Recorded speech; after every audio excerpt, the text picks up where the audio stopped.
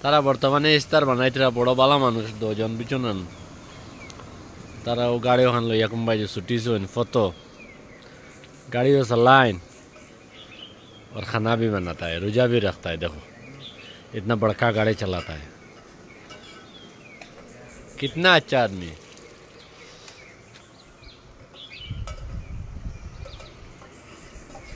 दे কোনটা করব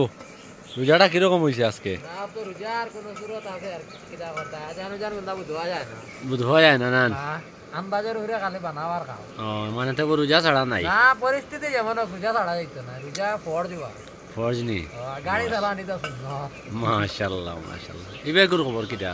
এটা খবর খুব ভালো আমি জানি না এটা আলহামদুলিল্লাহ ভালো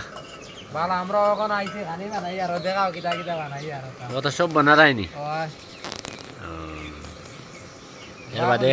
ইস্তার উস্তার করিয়া রানা দিবা ইস্তার করিয়া আল্লাহ আল্লাহ করিয়া যাই আবার ফতা ইস্তারের আগে ফতার আনিও ন এটা খানা পাইতে আইছে